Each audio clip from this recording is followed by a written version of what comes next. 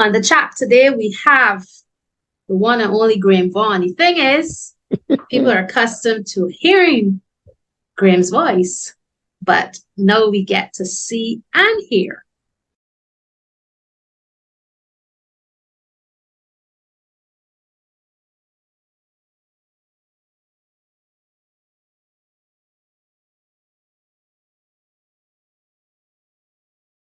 I do apologize in advance, yes.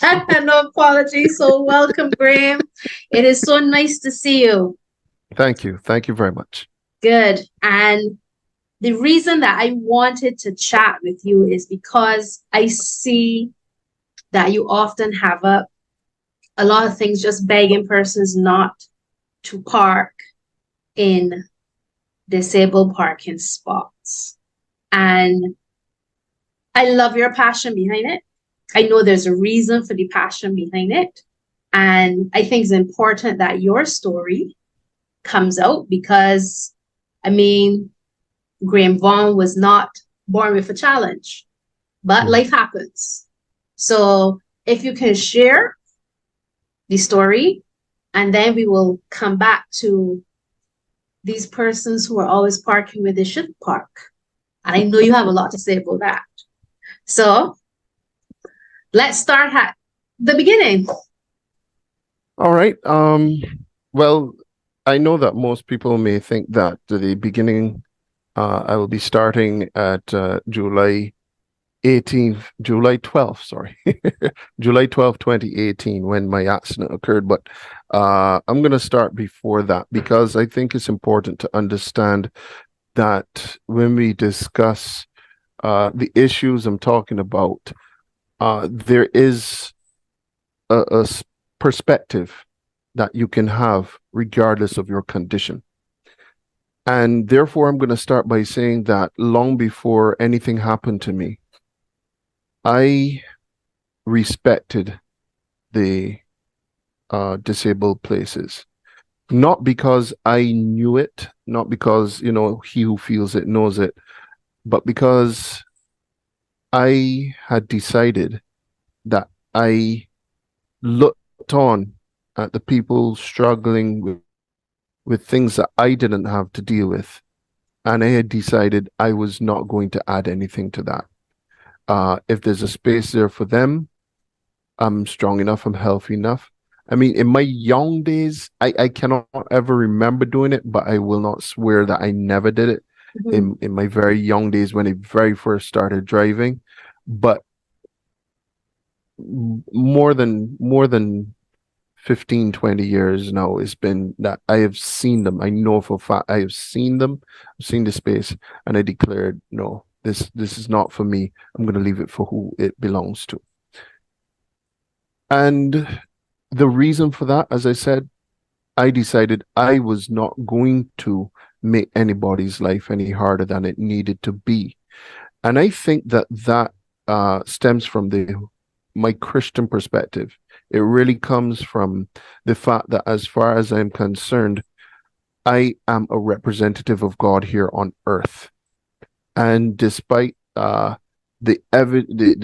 existence of suffering, despite the existence of consequence and harm, hurt, and pain, God does not cause any of that. Okay, people may say, he causes it by acts of nature, acts of God. No, God gives us more than enough time to be prepared for a situation, to do sure that we put things in place to handle what life throws at us. And sometimes we have not gone to the ant. We've just been sluggards, haven't considered our ways and being wise. We've just sat down and said everything's going to be okay, in a parlance that some people would understand. God is a Bajan, and therefore nothing is put in place and prepared. And God doesn't cause that. So if I'm a reflection of God, then I shouldn't cause any issues either. I shouldn't cause any pain.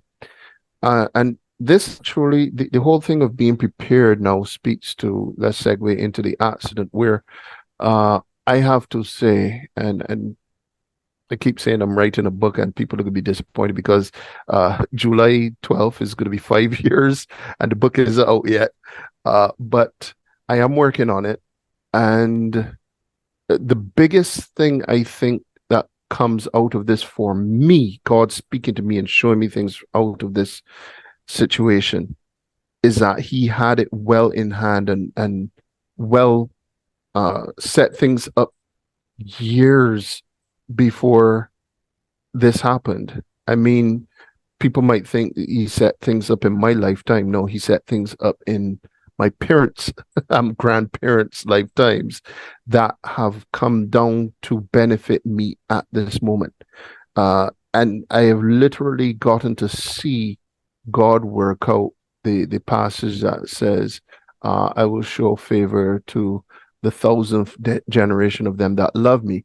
Now, I'm only talking about three generations here, but I have no doubt that there are things that I cannot see and that people have long forgotten that put us in the place to be able to handle my situation right now as a family in the way that we have, including the fact that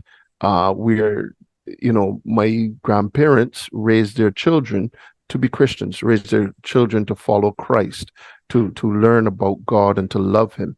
And my father to in fact my parents met at church, and therefore there's a legacy there that takes us that God has put in place certain things that made sure that we were ready for this. But um that will come in the book. That's way too much to talk about. So we gotta wait uh for the book. Yeah, Okay. I'm not going to pretend. That's not even a tease or throwing something out to try to get you all interested. I was just saying that is literally what is going on. Um, but the point is that at things in place. So on the 12th of July 2018, when um, I was riding home from a church rehearsal and going up Government Hill, and a vehicle turned across into Howells and Ivy in front of me. Couldn't avoid it. I slammed into it. Uh, even to the point that the vehicle belonged to the person that to my cousin's ex, right?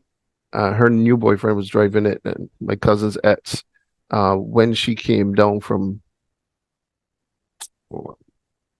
community college, she ran and she recognized the jacket that I wore, the motorcycle jacket I wore. And she was able to call my aunt, who called my parents. And how many accidents that happen at night do you know of where the person is unable to communicate this is who you should call and contact, and yet the family is able to get there before the ambulance? What I'm saying. So I'm saying that even in that, God made sure I was taken care of. But that occurred. And from then on, of course, it's been a fight to recover. It's been a fight to try to get stronger and healthier, and make my way back to uh, the hopefully the level of health that I would have enjoyed before the accident occurred. And a part of that journey has been the new reality of being disabled. Disability is, uh, I've, funny enough, I actually kind of, I still use the term handicap because it literally is a handicap. It's something that causes you to be unable to function at the full level of the regular average human being. And the point is that disability, especially if you were able before, is a new paradigm. It's a new way of living. It is not something you can put on and put off. I am disabled and I have been disabled. I remember weeks after getting home, saying, I believe in God. I believe He can heal and do all kinds of things. So let me speak to my thing. I didn't speak out loud, but I willed, I said, this is what you used to do. So foot move. And I sent the command, and my foot just sat there and looked at me like, really, boss, I we have been through something real, something traumatic. It cannot just be shrugged off. It cannot just be changed. And that is the case for everybody with a disability. It is not something that can be reversed and regenerated easily, whether it is loss of sight or hearing, um, inability to speak. These are things that we, unfortunately, our society does not teach us to accurately assess and understand.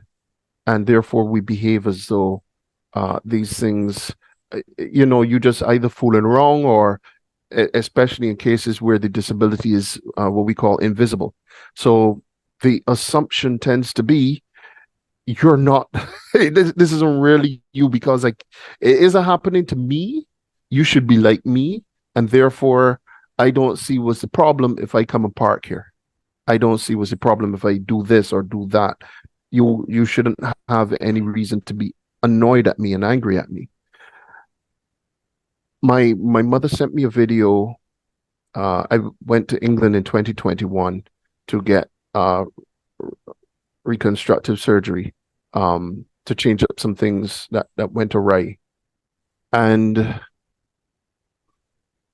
she sent me a video of me being pushed into the back of. We stayed at a hotel in London to go and see the surgeon, and we had to call a wheelchair capable taxi, and they bring out these two long things and they put it down, and my dad, who at the time was in his 70s, or right now is in his 70s, but he had to push me, weighing 200 and however much pounds, in this wheelchair, push me up this ramp to be able to get me into this wheelchair. And um, the slipper came off and all kinds of different things. She sent me these videos that she had taken as a reminder, because praise God, I'm driving again. Praise God, you know, I'm I don't need people to put my clothes on for me again. You understand? There's such a freedom and ease that comes with that ability. And the problem is that part of the freedom and ease is removed whenever, in my current situation, I still have problems with my ankle and knee, my right ankle and knee. And when I get to a parking space, uh, I've had to change my vehicle. It was necessary because I needed a higher vehicle. And then I had to open, if I park someplace, I have to open the door as wide as possible to be able to get in and out. I can't bend my knee back far enough to be able to say, okay, I'm just going to slip up through. And therefore, the wheelchair spots are very important for me, because I need the extra room, and that includes the striped area at the side of these spots where that is left free, so that the doors can be opened as far as possible on wheelchair vehicles. And let's go with Sheraton Center. And I'm not calling that location because I have anything against them. They have been, actually, the guards and such like they have been very, very helpful, and they are really very good at looking out for disabled people, making sure that the spaces are taken by those. Available. But yes, when if they are not, for instance, at the front, sometimes the entrance by the courts, The courts, yeah. sometimes the problem is that people come, they've taken to putting cones in the things to stop people from going there, but people come and move the cones and just park. So I showed up one day, and there was one of these spots. A what? with Sorry? equipment, a truck A on truck. in one of the Hmm. spots. Um, and when the guy came out, he said, "Man, yeah, I just left him know. I just left him know." Another time, uh, there were vehicles with the tags, with the disabled tags, in the two spots, but the space in between, the striped space in between, somebody had parked there as well, right? So they don't understand that that striped space should remain for people that think. And then there was one time that my wife trying to get me around. I'm in a wheelchair. I can't help her with anything. She's got to push me around, take all that weight and burden on her, get me out and about. Thanks so much to her. I mean, she's been an amazing blessing. But we park in one of those same spots by courts, and we return, and a vehicle, I still have the picture on my phone. A vehicle is parked across right by the entrance and blocked us in. So we can't leave. And that person feels justified to come and block somebody in the disabled spaces. Okay. And I don't think I ever found out who it was because the person next to us moved and my wife then maneuvered and until she was able to get out and around. But we were there for something like 15 minutes and the person still Oh. hadn't come back. So you understand the issue there is with the inconveniencing of people and the decision I have to be this close or whatever. Because here's the thing, even if the person was collecting something from a large appliance or something because it was a pickup truck, and even if that was the case, they could have parked somewhere else, come and done the business, get the people bring it down, and then bring the vehicle from wherever, come set it up, get everything on, and move in one time. But Sheraton then has to, employ people to stand up there and tell you you can't stop there, you can't park there, because we have no consideration for each other. So somebody has to monitor us because we don't do these things for each other. And I genuinely mean do these things for each other because Mhm. one of my continued prayers is, God, I pray that nobody else ever has to go through what I have had to go through. But I know that's an unrealistic prayer. And should one of these people have to deal with this situation in their lives, what are they going to do? How are they going to, not just what is going to go through their mind when they realize they are in the same spot and they're now shouting at people or begging people not to park in those spots or whatever. And my point is that if we do have a heart for each other, then we will do this. And the fact that we don't do this kind of is an indication that we don't. Mhm. We do not care. We just don't have any kind of empathy, any kind of feeling for other people and what they are going through.